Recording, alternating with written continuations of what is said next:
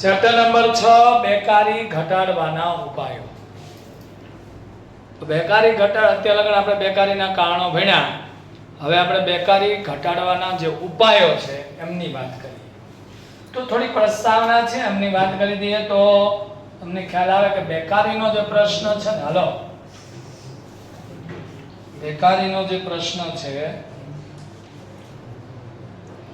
એ આર્થિક રીતે જ નહીં, ખાલી આમ પૈસા ન હોય એવી રીતે જ નહીં, પણ સામાજિક રીતે, નૈતિક રીતે, માનસશાસ્ત્રીય કેટલાક પ્રશ્નો ઊભા કરે છે. નીતિ વહી જાય, નૈતિકતા વહી જાય, એની સાથે સાથે માનસિક રીતે માણસ ડિસ્ટર્બ થઈ જાય. કોઈ અભણ માણસ હોય એના દિલને દિલાસો આપી શકે, એ તો હું ભણ્યો નહીં ને એટલે મને નોકરી ન મળ્યું, કામ ન મળ્યું, એના દિલને દિલાસો આપી દે. પણ ભણેલો વ્યક્તિ હશે તો એ ક્યારેય એના દિલને દિલાસો નહીં આપી શકે, કેમ કે ભણેલો છે. એટલે અસામાજિક બાબતો છે એ ઊભી થાય, શોર્ટકટ અપનાવશે, હતાશા દૂર કરવા માટે માદક દ્રવ્યોનું સેવન કરશે. માનસશાસ્ત્રી દ્રષ્ટિએ છે ને કેટલાક પ્રશ્નો ઊભા થઈ જાય અને આવનારા ભવિષ્યની અંદર દેશની સરકાર સામે એક મોટો પ્રશ્ન, હળગતો પ્રશ્ન આવવાનો છે, ફાઇનલ છે. અને એ પ્રશ્ન છે, રાજકીય પ્રશ્ન પણ ઊભો થવાનો છે, અને એ છે બેકારી. હે ને, માણસ બેકાર રહે છે ને તો સામાજિક દ્રષ્ટિએ શું વિચારે છે કે મને આ સમાજ, આ સરકાર 3% ખાઈ શકો, પેટનો ખાડો પૂરી શકો એટલી પણ આ વખતે નોકરી કે કામ આપી ન શકે, સમાજને ધિક્કારે છે. અને માનસશાસ્ત્રીય અને સામાજિક દ્રષ્ટિએ હાલો એ પ્રશ્નો ઊભા થાય. રાજકીય દ્રષ્ટિએ પણ આજે એક ચિંતા ઊભી થઈ ચૂકી છે. અને મેં હમણાં જ વાત કર્યું કે આવનારા ભવિષ્યની અંદર કદાચ આંદોલન થઈ શકે. અને આગળ પેપર ફૂટતા હતા, એના આંદોલન થયા. અને જેનજી કે નહીં, આવનારું આંદોલન બેરોજગારીનું હોઈ શકે, ખેડૂતોનું હોઈ શકે, ઘણા બધા સરકાર સામે પ્રશ્નો ઉપસ્થિત થવાના છે. બેકારી નાબૂદી માટે પ્રથમ યોજનામાં ધ્યેય રખાય, પરંતુ 5મી અને 6ઠી યોજનામાં વિશેષ ધ્યાન આપવામાં આવ્યું. અહીંયા જે કે છે એ તમે જોજો, ખાલી કરવું જોઈએ, કરવું નથી. અને એક પણ દેશની સરકારે બેરોજગારી માટે જે ખરેખર કામ થવું જોઈએ, રોજગારલક્ષી આયોજન થવું જોઈએ, બજેટની અંદર બેકારી ઘટાડવા માટે પૈસા આપવા જોઈએ, એવું બેકારી માટે લગભગ, હા, ઉદ્યોગોનો વિકાસ થાય એટલે રોજગારી થોડીક અંશે સર્જન થાય એટલે એનો એક વિકલ્પ ગૌણ તરીકે તેનું રોજગારી તકોનું સર્જન થઈ જતું. પણ સ્પેશિયલાઇઝેશન જે બેકારી ઘટાડવા માટે છે ને એ કોઈ ખાસ ક્યારેય તકેદારી લીધી નથી. 8મી યોજનામાં બેકારી નાબૂદી માટે રોજગારીના હકને, જોજો, હા બોલો, રોજગારીના હકને મૂળભૂત અધિકાર બનાવવા અને બંધારણમાં સુધારો કરવાનું પણ વિચાર્યું, કર્યું નથી.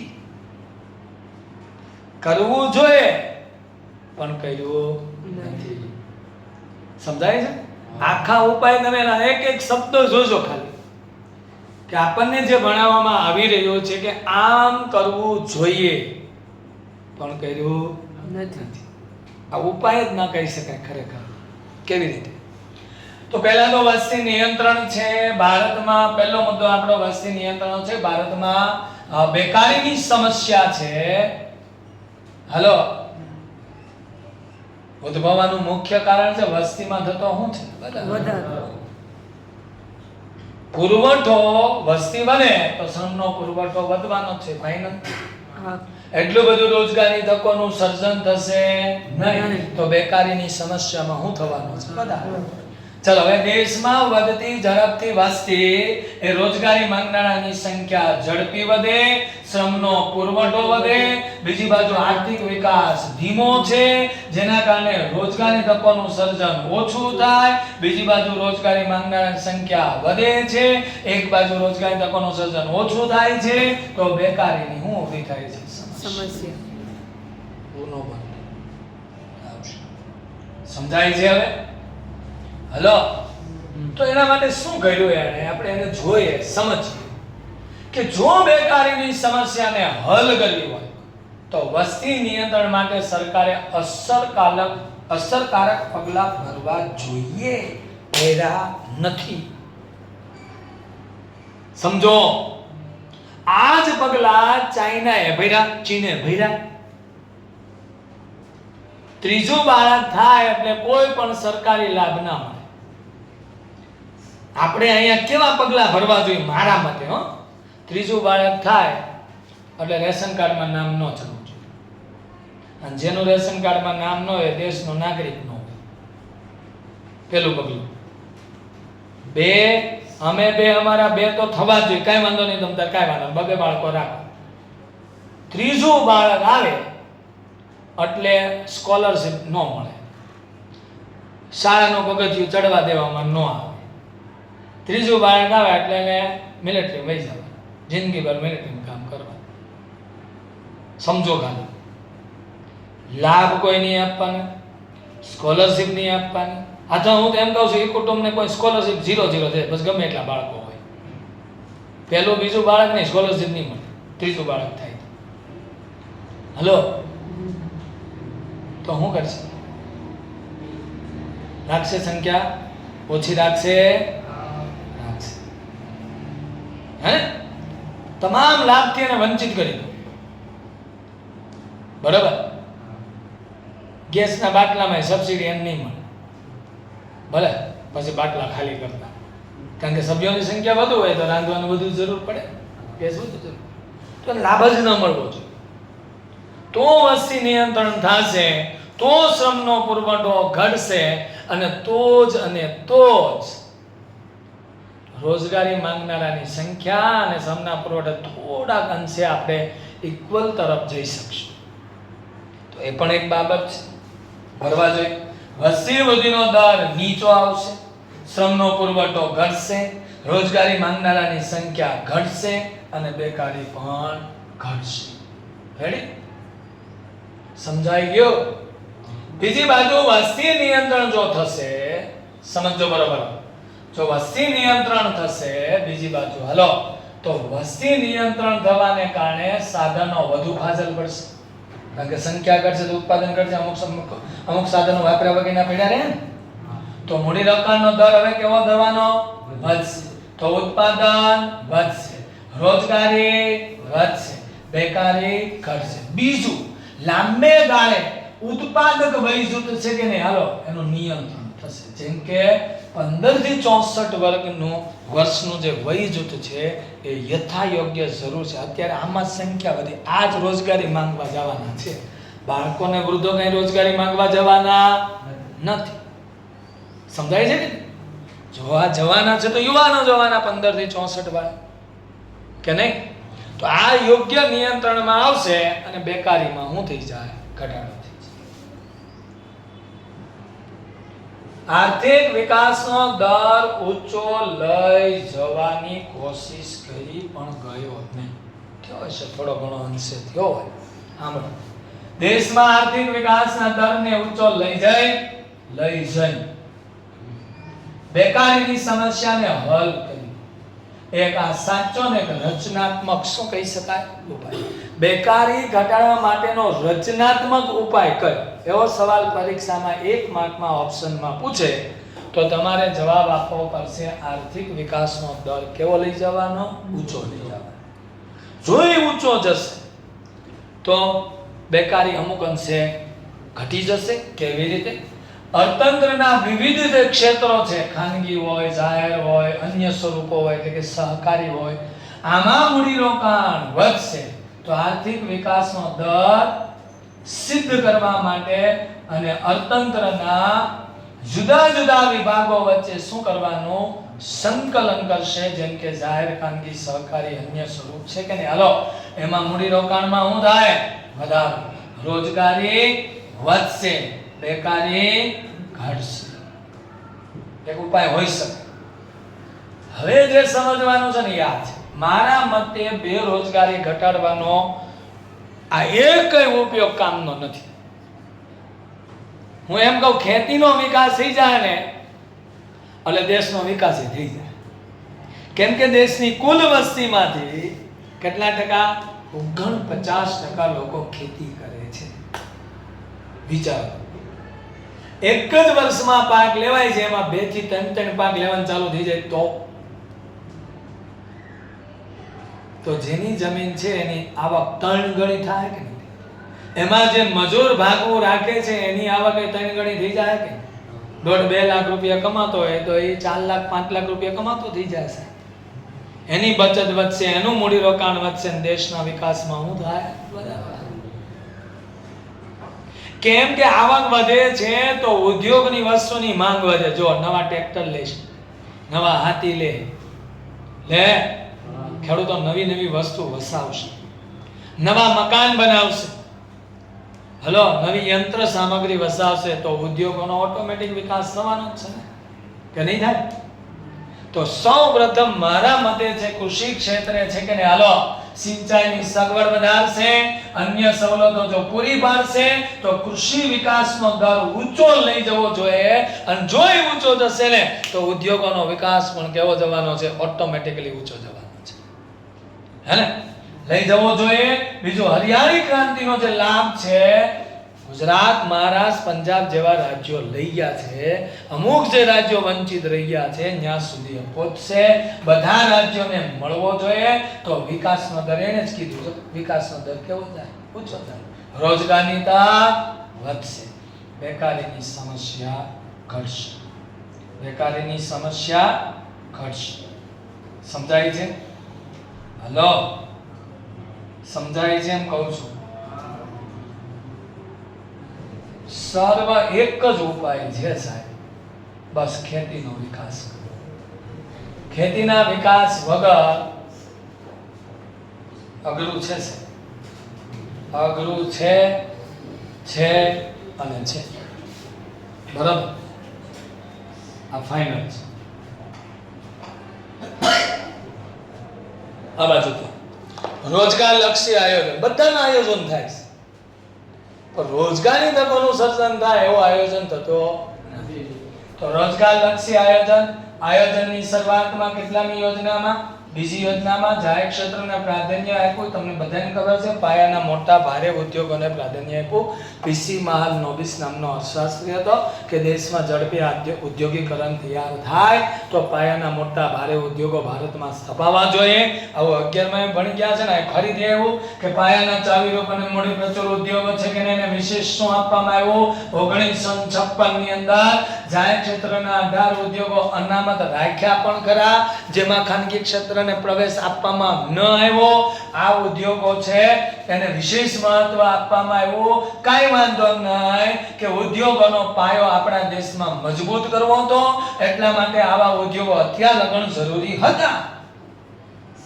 પરંતુ હવે વસ્તી એટલી બધી વધી ગઈ હેને, તો વર્તમાન સમયમાં રોજગાર લક્ષી આયોજનની તાકી એટલે ખૂબ જ જરૂર છે.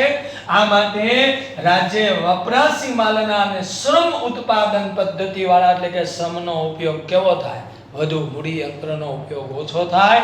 એવા જે નાના અને મધ્યમ કદના જે ઉદ્યોગો છે તેની સાથે સાથે વેપાર વાણિજ્યની પ્રવૃત્તિને ખેતી આધારિત જે ઉદ્યોગો છે એના વિકાસ ઉપર શું આપવો જોઈએ? ભાર આપવો જોઈએ.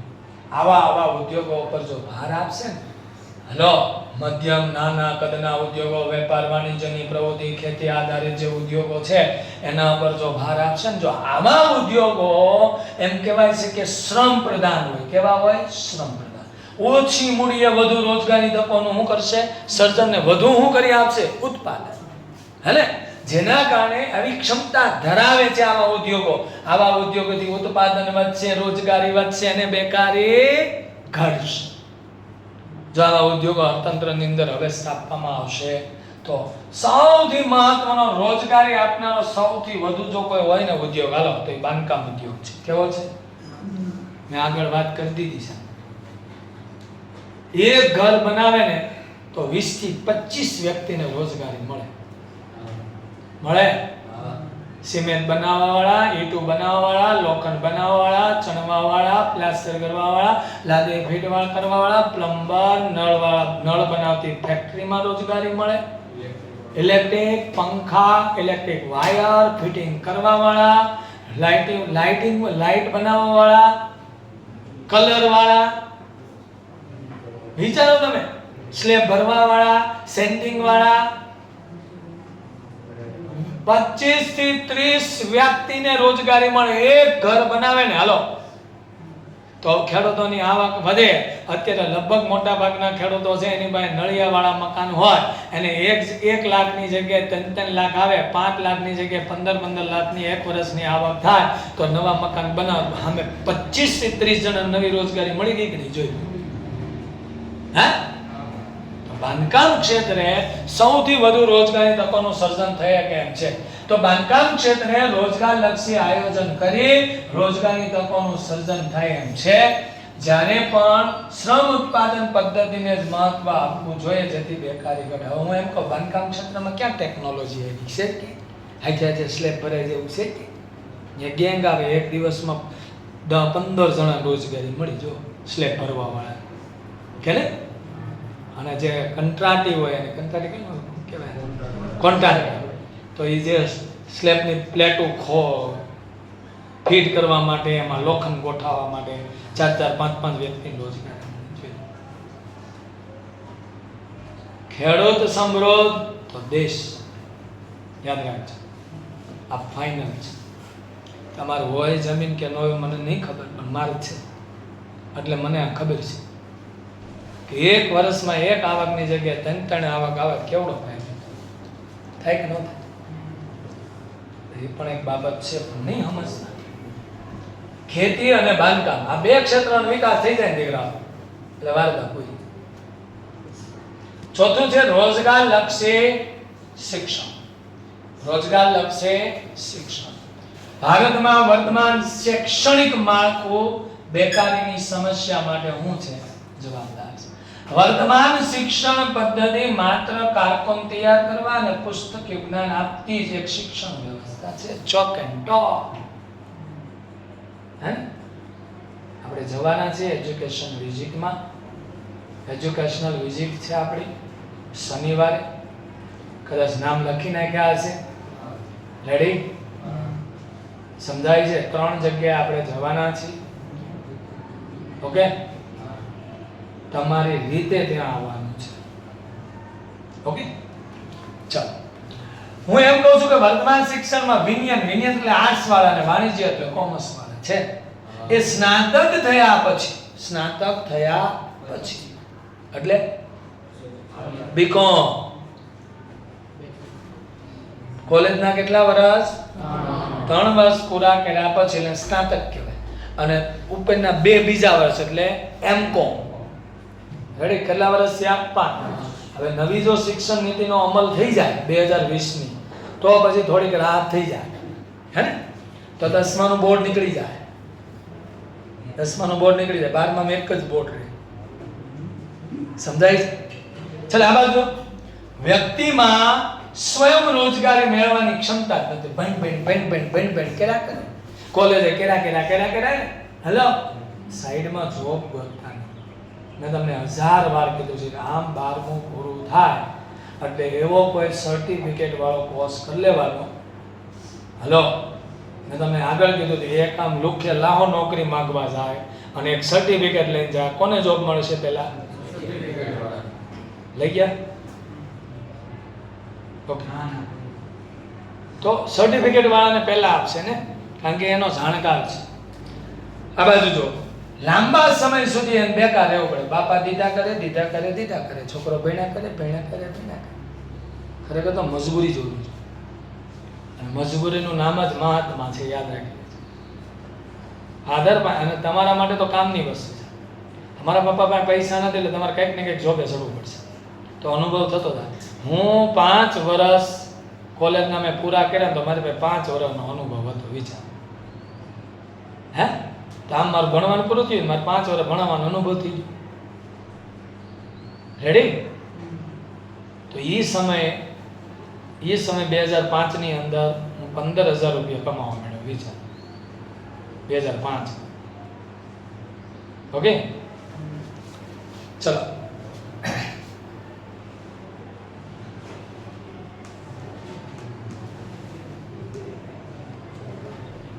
લાંબા સમય સુધી એને બેકાર રહેવું પડે છે. આ પરિસ્થિતિમાં સુધારો લાવવાના હેતુથી વર્તમાન વેપાર, વર્તમાન વાણિજ્ય, ઉદ્યોગ, ખેતી, અન્ય ક્ષેત્રોને અનુરૂપ જે વ્યવસાયલક્ષી શિક્ષણ અને તાલીમ આપતા અભ્યાસક્રમો વ્યાપક પ્રમાણમાં શરૂ કરવા માટે ખૂબ જ કેવા છે જરૂરી છે. મેં તમને આગળ કીધું શરૂ તો થયા છે હે ને. 12 પછી ડિપ્લો કે ITI માં જવાને બદલે બધા કોલેજમાં જાય છે. કેમ કે ડિપ્લોમા ITI માં છોકરીઓ ન હોય હે ને, ન હોય એટલે બધા કોલેજમાં હાથમાં હાથ નાખીને બેઠું છે, બધા મોજ કરી છે. અને મોતની સજા બેકારીની સજા, યાદ રાખજો. મોજની સજા બેકારીની સજા હે. માટે કહેવત છે અમેરિકામાં ઘરે ઘરે એક એક કાર, અમેરિકામાં ઘરે ઘરે એક એક કાર, ભારતમાં ઘરે ઘરે બેકાર હે. નહીં મારી નહીં તારી નહીં સારી, નહીં મારી નહીં તારી નહીં સારી, બેકારી ભારત માટે મોટી બેહાલ, હાલ બેહાલ કરી દે હે ને. તો અભ્યાસક્રમો વ્યાપક પ્રમાણમાં શરૂ કરવા જોઈએ. 2015 ની જે વસ્તી નીતિ છે એમાં શિક્ષણ દ્વારા રોજગારના સર્જન માટે ઉદ્યોગો સાથે જોડાણ સાધવાનો ઉત્પાદકીય શિક્ષણનો હેતુ નક્કી કર્યો. હા, જોડાણ કરવાનો ઉદ્યોગોની અંદર જેવું જોઈએ છે. હમણાં આવશે આ બાજુ કે એમ કહે છે કે શિક્ષણ દ્વારા રોજગારીની તકોનું સર્જન થાય એના માટે ઉદ્યોગો સાથે જોડાણ સાધવાનો અને ઉત્પાદકીય શિક્ષણનો હેતુ નક્કી કર્યો. તેમજ ભવિષ્યના વર્ષોમાં કયા ક્ષેત્રોમાં કેટલી રોજગારી તકોનું સર્જન થશે એનો હું કરી અભ્યાસ કરી અભ્યાસક્રમ શું કરવા જોઈએ તૈયાર કરવા જોઈએ હે. અને એના માટે અમને ખાનગી ક્ષેત્રને એમાં આને સાંકળી લેવા જોઈએ એવો અભ્યાસક્રમ કરો. જેમ આ અભ્યાસક્રમ પૂરો કરીને તમે બહાર નીકળો કે નહીં, હાલો નોકરી તૈયાર હે. સમજો અત્યારે ઇન્ફોર્મેશન ટેકનોલોજી 2015 ની અંદર ઇન્ફોર્મેશન ટેકનોલોજીનું મહત્વ હતું. આઈટી નો 10 વર્ષ ક્રેઝ રહ્યો, આજે આઈટી ડાઉન થયું. હવે કોમ્પ્યુટર સાયન્સનો આવ્યો, કોમ્પ્યુટર સાયન્સનો હવે ક્રેઝ આવ્યો છે. આજથી 5 વર્ષ 7 વર્ષ કોમ્પ્યુટર એન્જિનિયરનો કોમ્પ્યુટરનો ક્રેઝ રહેશે. એ પૂરો થશે એટલે આગળનો આધુનિક યુગની અંદર કોઈ બીજો આવશે અને હરેકના 10 કા હોય. તો એડવાન્સ આખોનો જમાનો આવવાનો છે એવા અભ્યાસક્રમ કરી. હવે તમને અત્યારે લગન તમારા કોમ્પ્યુટરમાં એ આવ્યું, નવું અભ્યાસક્રમ આવ્યું 10-12મા ધોરણમાં, એમાં AI વાળું કંઈ આવ્યું. તો હવે આજથી 10 વર્ષ 5 વર્ષ પહેલા અભ્યાસક્રમ બદલ્યો ત્યારે એમાં AI નાખ્યું હોત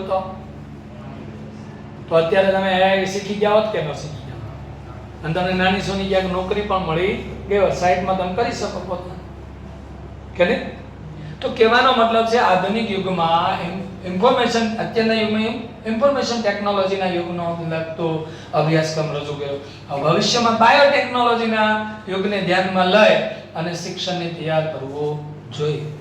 તો જ એને અનુરૂપ છે એ શિક્ષણ વ્યવસ્થા જો નક્કી થાય તો જ એ તૈયાર થયા પછી એમાં શું થશે, રોજગારની તકોનું સર્જન થશે અને બેકારીમાં અમુક અંશે શું કરી શકાય, ઘટાડો કરી શકાય. રેડી? જય હિન્દ.